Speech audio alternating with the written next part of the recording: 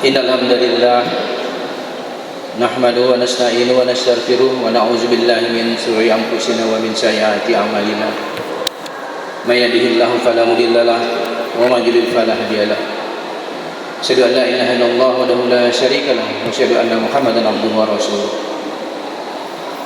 Allahumma shalli ala Muhammadin wa ala alihi wa sahbihi wa man tabi'ahum bi ihsanin ila yaumiddin. Ya ayyuhallazina amanu taqullaha haqqa tuqatih wa la tamutunna illa wa antum muslimun. Ya ayyuhan nasu taqu rabbakumul ladzi khalaqakum min nafsin wahidatin wa khalaqa minha zawjaha bassa minhuma rijalan katsiran wa nisaa'a wattaqullaha allazi tasaaluna bihi wal arham innallaha kana 'alaikum raqiba. Amma ba'du.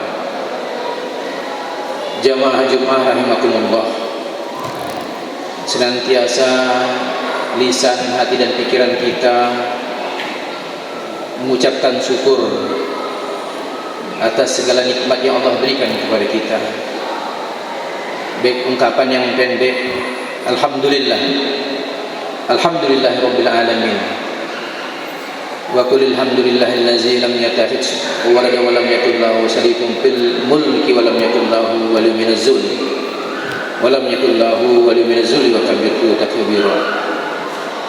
Semua nikmat itu datangnya pasti dari Allah. Wa ma bikum min nikmatin fa min Allah.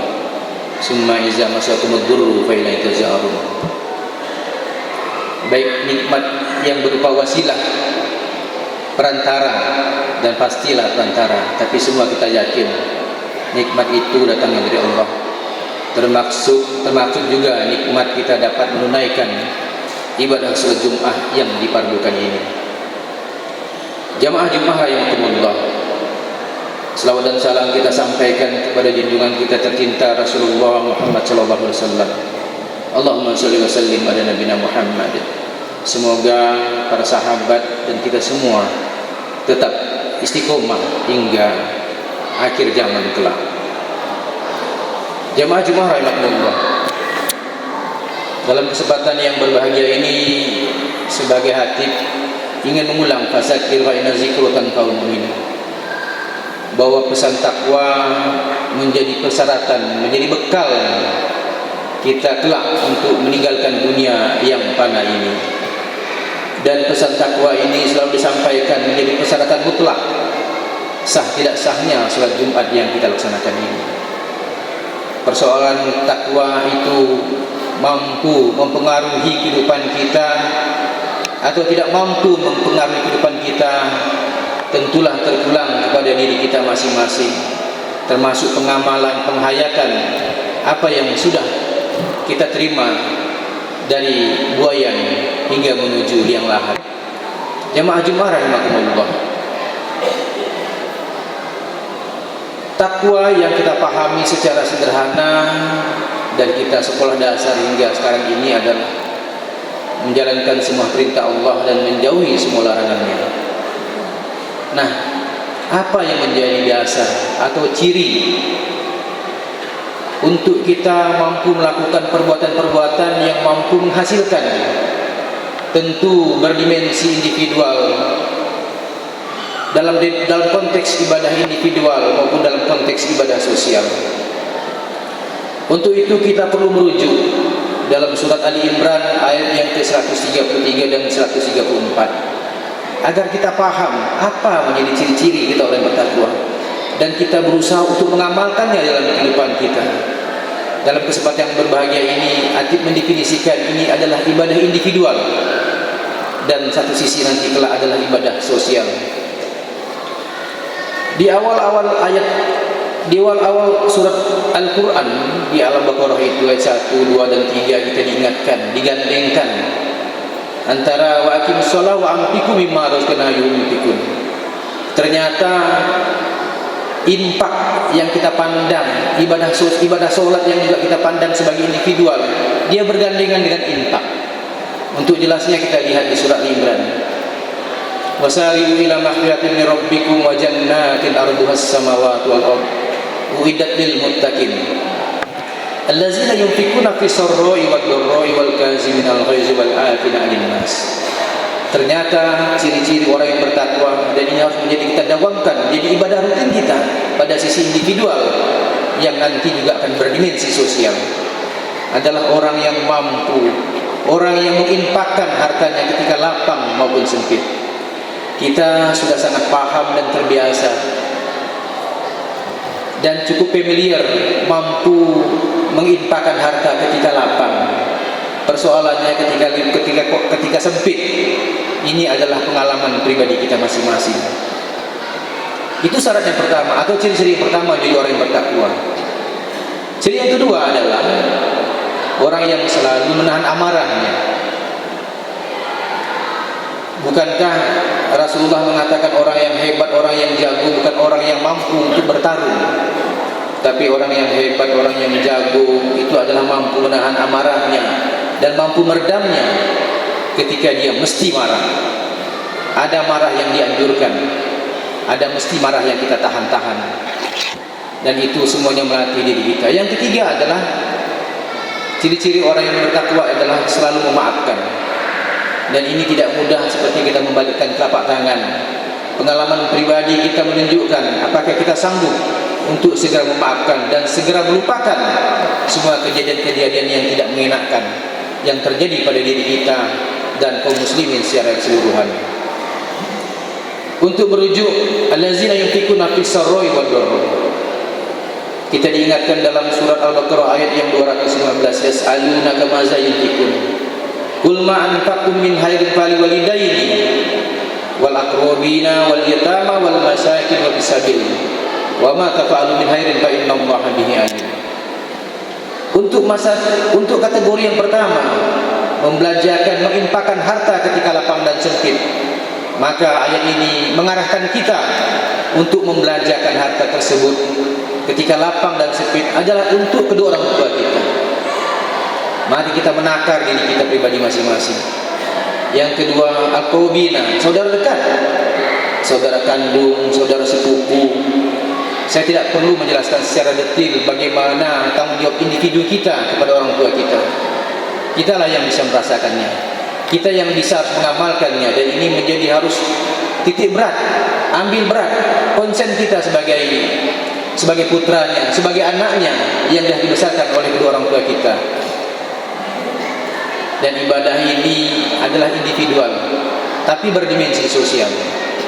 Yang kedua, saudara dekat, saudara kandung, saudara sepupu yang hari-hari berinteraksi dengan kita, yang terkadang juga mereka menelpon, tolong, mohon, adakah uang sekian-sekian untuk dibelanjakan untuk beli voucher listrik misalnya, beli gula dan beras. Apakah kita punya empati, punya simpati untuk tergerak langsung melakukan ini? Yang ketiga adalah orang yatim. Yatim yang dimaksud adalah yatim dalam lingkaran kita, saudara kita, saudara sepupu kita, anak kakak, anak adik, semua dalam lingkaran kita, tetangga depan belakang, kiri kanan. Apakah kita pernah peduli dengan hal ini? Ini tanggung jawab individu kita. Tanggung jawab individu nanti akan berdampak sosial apabila kita tidak ambil berat ini. Yang ketiga, yang keempat adalah orang miskin, juga dalam kategori yang dekat sama kita, saudara kandung kita, saudara sepupu kita, tetangga kita depan belakang yang ditanggung jawab kita. Bukankah kita tidak akan sah solat kita ketika kiri kanan kita, depan belakang yang menjadi konsen kita, mereka masih dalam kekufuran. Ini harus kita jaga. Yang kelima adalah musabil. Ini adalah bagian daripada kita, jangan mereka sampai kufur dan kita sampai kafir. Apabila kita tidak ambil berat dimensi ini, tidak ambil konsen bab ini, jangan salahkan apabila negara campur tangan. Jangan salahkan kalau ada lembaga-lembaga amil zakat campur tangan. Bukankah kita malu kelak ketika orang tua kita misalnya harus disantuni oleh lembaga-lembaga yang sah di republik ini, harus ditangani amil zakat, harus ditangani oleh saudara-saudara tetangga sebelahnya. Maka berusahalah kita selagi kita masih di dunia ini, kita kuatkan syariat ini. Jemaah Jumat rahimakumullah, ini yang saya katakan ibadah sosial yang berdimensi sosial, ibadah individual yang berdimensi sosial.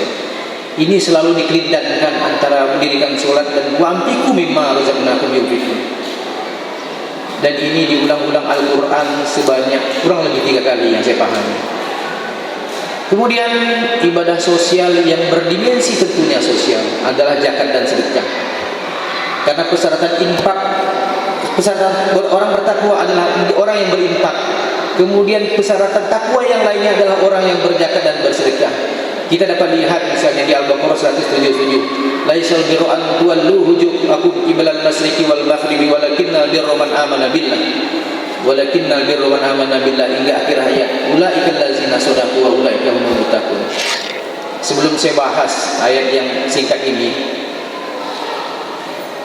Al-Quran dan Sunnah hampir-hampir tidak membedakan batasan zakat dan sedekah.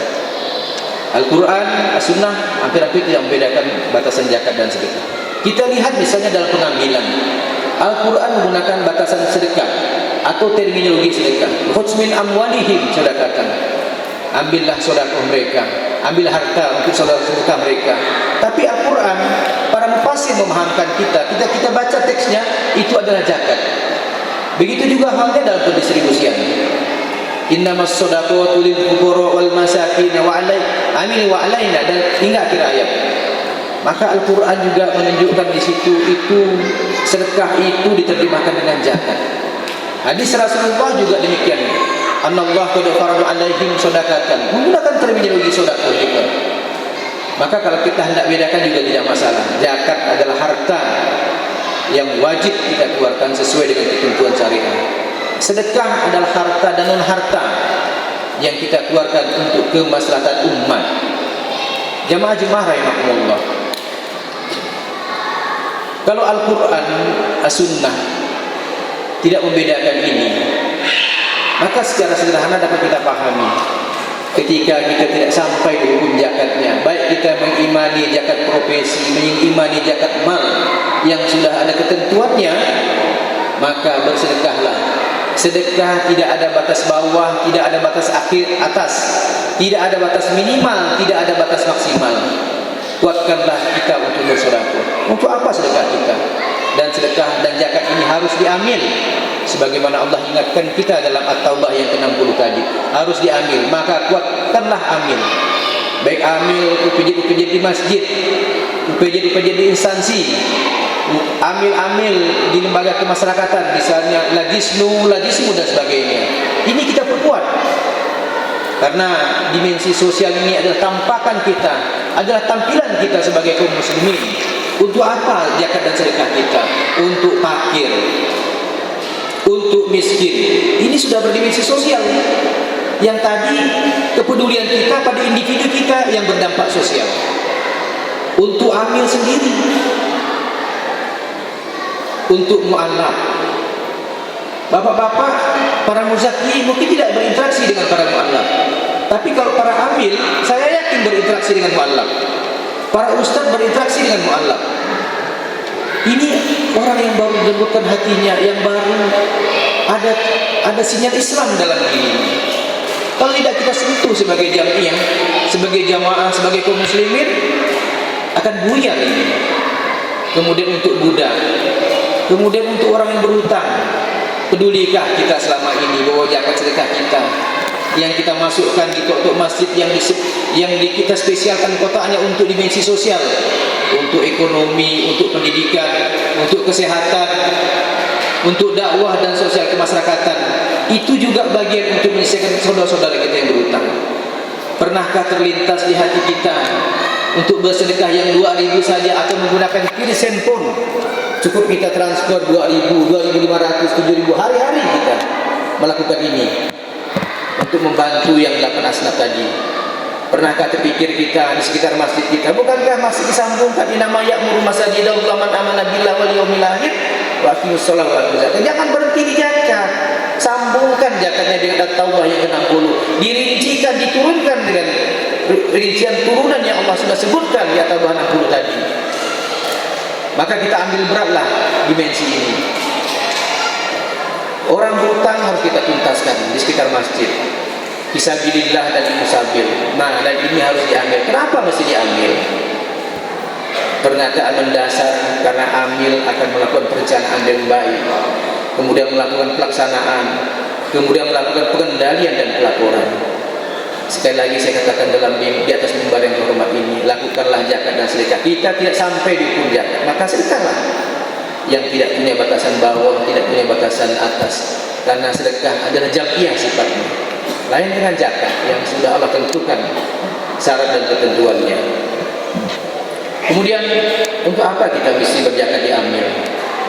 Bukankah kita dimudahkan berzakat dan bersedekah diambil itu garis lurus pada kematian kita, on strike pada kematian kita. Ini bukan sekedar merekayasa. Kita diingatkan dalam surah Al-Munafiqun yang ke-10, ila ajalin qaribin fa'asaddaqu akum minas sholihin. Tunda kematianku, tunda ajalku untuk sekedar bersedekah. Tapi sedekah itu sudah didekatkan di tempat kita masing-masing, sudah dihadirkan di instansi kita masing-masing, sudah dihadirkan dalam teritorial kecil kaum muslimin yang namanya UPJ, unit pengumpul zakat dan sedekah. Marilah kita berzakat dan bersedekah. Semoga ini menjadi ingatan kita. Ila ajali qaribin fa'asaddaqu wa akum minas sholihin. Barakallahu lakum fil Qur'anil azim wa nafa'ani wa iyyakum bima fihi minal ayati wa zikril hakim wa taqabbal minni wa minkum tilawatahu innahu samiul alim wa qul rabbighfir warham wa anta khairur rahimin. Allahumma shalli ala sayyidina Muhammad. Allahumma shalli ala rasulika sayyidina Muhammad. Allahumma shalli ala rasulika wa habibina syafiina wa barakatina ya maulana Muhammad. Alhamdulillahi rabbil alamin wal aqibatu lil muttaqin wa la udwana illa 'alal zalimin. Asyhadu an la ilaha illallah wa la syarika lahu wa asyhadu anna Muhammadan abduhu wa rasuluh. Ya ayyuhal muslimun, usni wa iyyakum bi taqwallah faqad fazal muttaqun wa la tamutunna illa wa antum muslimun. Jamaah Jumat rahimakumullah. Dalam khutbah yang pertama, hati berinci, kita juga sudah melaksanakan ibadah saum Ramadan. Kita masih di bulan Syawal. Kita diingatkan perintah untuk puasa yang diseru adalah orang-orang beriman. Ya ayyuhallazina amanu kutiba alaikumus syiyam kama kutiba alal ladzina min qablikum la'allakum tattaqun. Ternyata seruan untuk orang beriman ini bukan hanya untuk orang yang berpuasa saja. Mungkin itu cukup familiar bagi kita. Tapi Allah ingatkan kita seruan solat dan infak yang diulang-ulang dalam Al-Quran, yang menjadi basis pertahanan kita, set confident kita pertama sebelum kita melakukan ibadah sosial yang memang berdimensi sosial. Solat digandingkan dengan zakat yang diulang-ulang dalam Al-Quran sebanyak 26 kali, menjadi ingatan kita semua. Kalau Al-Quran, As-Sunnah saja mengingatkan kita untuk sadar akan kepentingan individual kita, untuk kepentingan sosial kita, maka wajarlah kita harus juga menghadirkan ingatan-ingatan untuk sadar. Wa aqimus shalah wa anfiqu mimma razaqnakum yunfiqun wa aqimus shalah wa atuz zakat, supaya kita sadar bahwa dimensi kehidupan sosial kita, tampakan kehidupan keislaman kita bukan tampilan individual, tapi tampilan sosial. Bagaimana kita mampu merapatkan saf kita, barisan kita, sehingga kita betul-betul dikatakan sebagai kuntum khairul ummah. Dalam kesempatan yang berbahagia ini, jemaah sekalian yang rahimakumullah, sebagai aktif saya akan menyampaikan ada 4 prinsip zakat dan sedekah. Prinsip yang pertama, zakat adalah wajib.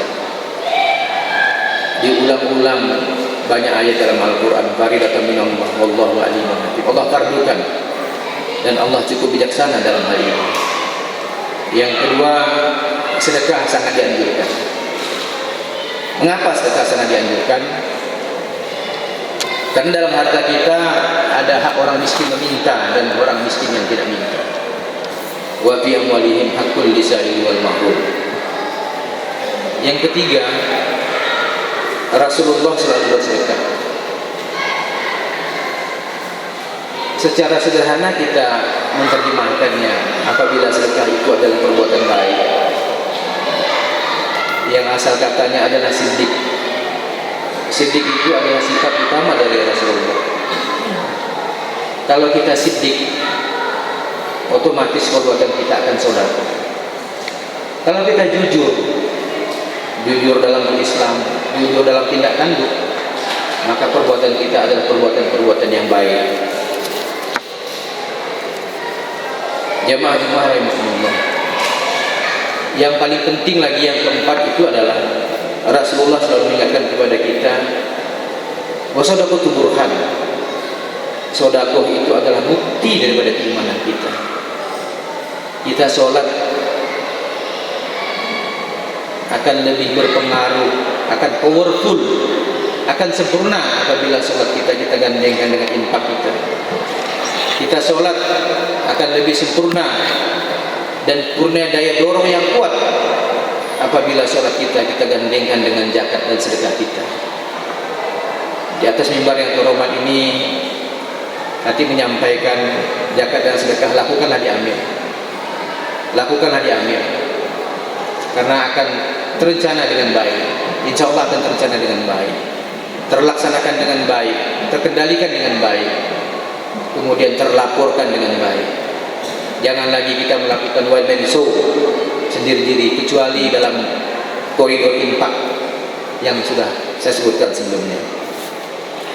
Inna Allaha malaikatahu yusalluna 'alan nabi ya ayyuhallazina amanu sallu 'alaihi wa sallimu taslima. Allahumma shalli 'ala Muhammad wa 'ala ali Muhammad kama shallaita 'ala Ibrahim wa 'ala ali Ibrahim innaka Hamidum Majid. Wa barik 'ala Muhammad wa 'ala ali Muhammad kama barakta 'ala Ibrahim wa 'ala ali Ibrahim innaka Hamidum Majid. Allahumma fir lil mu'minina wal mu'minat wal muslimina wal muslimat al ahya'i minhum wal amwat innaka sami'un qaribun mujibud da'wat wa qadiyal hajat. Allahumma rabbana la tuzigh qulubana ba'da idh hadaytana wa hab lana min ladunka rahmah innaka antal wahhab. Rabbana la tuzigh fi qulubina ghillan lil ladzina amanu rabbana innaka ra'ufur rahim. Rabbana hab lana min azwajina wa dhurriyyatina qurrata a'yunin waj'alna lil muttaqina imama. Rabbana atina min ladunka rahmatan wa hayyi' lana min amrina rashada. Rabbana atina fid dunya hasanah wa fil akhirati hasanah wa qina azabannar. Wa akhiru da'wana alhamdulillahi rabbil alamin. Aqimus shalah.